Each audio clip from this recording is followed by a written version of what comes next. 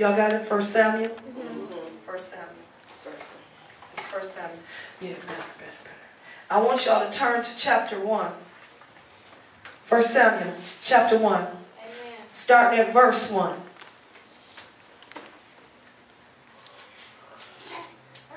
You got to say amen. Amen. There was a man named Elkanah,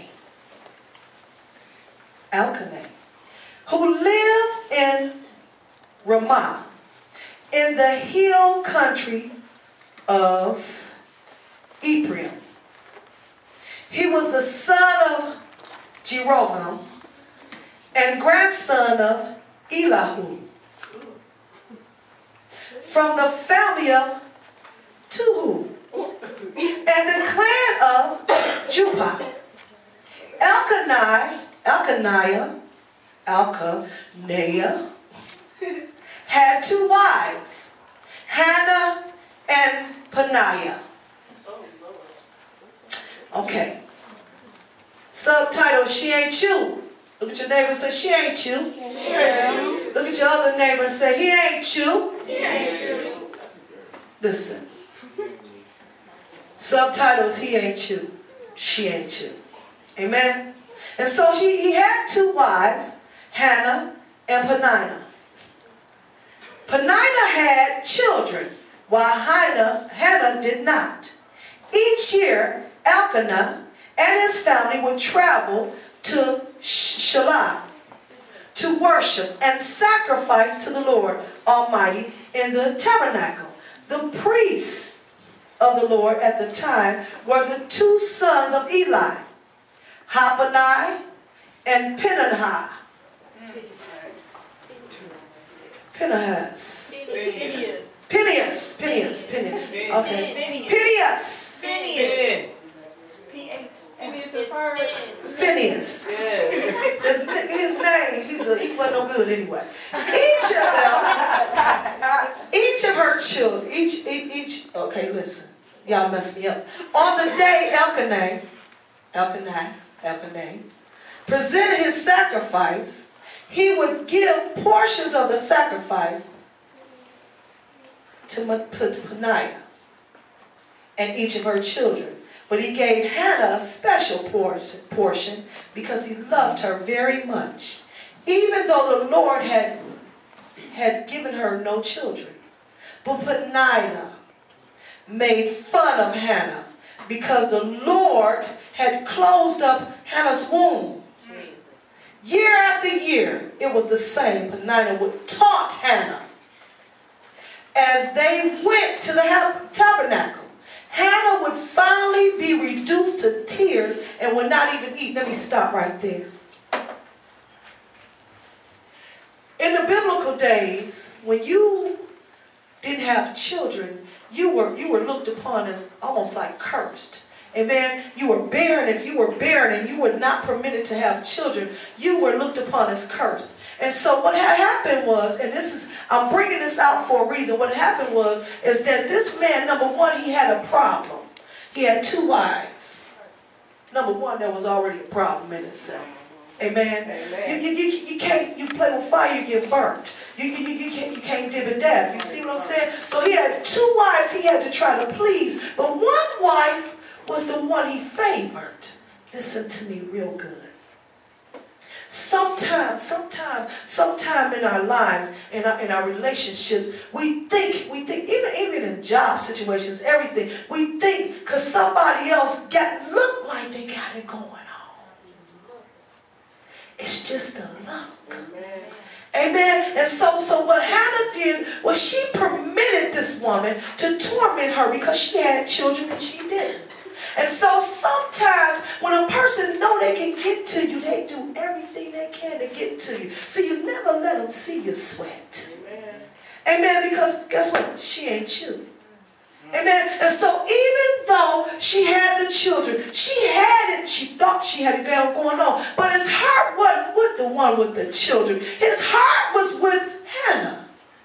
Amen. And so what was really going on is that she had favor and didn't even know she had favor. See, all she had to do was learn how to wait.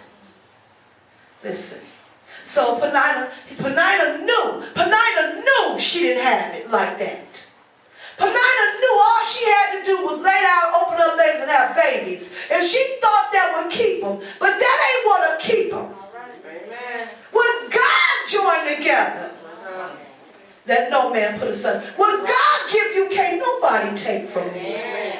Amen. Amen. And so Penina knew she had competition. Not because of the kids. Not because of the kids. Not because of the kids. Because, see, Hannah was bad. Hannah was beautiful.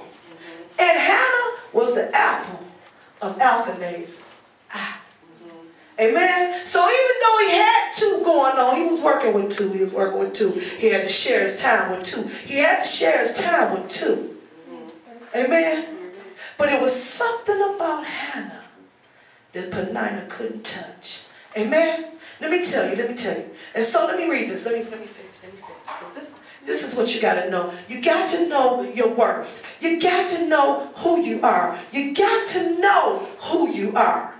Amen. And so God had closed up the womb. And so year after year, Penina, she taunted Hannah. All the way to tears. What's the matter, Hannah? Elkanah would ask. Why aren't you eating? See, the enemy will attack you so much you'll stop eating. You'll stop functioning. You'll stop because you know what? You're allowing the enemy to torment everything. And God said, I got something better for you. Just wait. Just hold up. Just hold up. And so he actually said, hey, ain't I good enough for you? He said, why you ain't eating? Why is you so sad? Just because you don't have no kids, do that matter? You got something, baby, it ain't but the kids, baby. You got me. And so God is saying, why are you so sad? Why are you running around looking for love in the wrong places when you got me? This is what God is saying. You're looking around and you're looking to be approved by somebody, but you got me. Why you ain't happy? Why you ain't eating? Why you ain't satisfied in just having me? Oh my God. Why do you have to run around here looking for something? Why is you all upset and sad because somebody else got what you ain't got? Don't worry about what she got over there because she ain't you. I ain't called her to do what I called you to do. Amen. She ain't you. Jesus. Amen. And so sometimes we allow situations, circumstances, and people to throw us off our square. That one over there ain't got nothing on me. She ain't me. Amen. She don't look like me. She ain't got what I got. She ain't got the favor I got. Oh, maybe she can do something I don't want to do. But she ain't me. Amen. She ain't me. You know what I'm saying? Maybe she can pop a bunch of bastards out. But baby,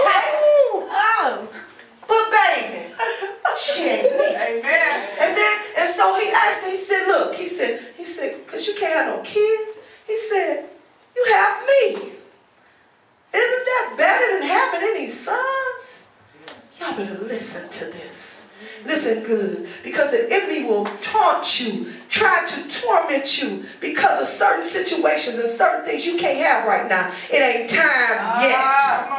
It ain't time yet. And sometimes we want things that ain't been ripened for us yet. It ain't been made for us yet. It ain't been molded for us yet. And sometimes we ain't ready for it yet. Amen. And sometimes we run around here, we try to make things fit. And if it don't fit, don't force it. Baby, just relax and let it go. Relax, release. To see, when God got it for you, it's coming, but you got to stop trying to force things to work. Force things to be that ain't supposed to be yet. Come on. Yet. So he said, ain't I enough right now? See, we want a man. I want a man. I'm single and I'm going to be single all my life. If I don't get it now, I ain't going to never get it. Devil is a lie. Yes, he is. He said it. He said it's not good for men to be alone. I'm a woman. It ain't good for me to be alone. So you know what?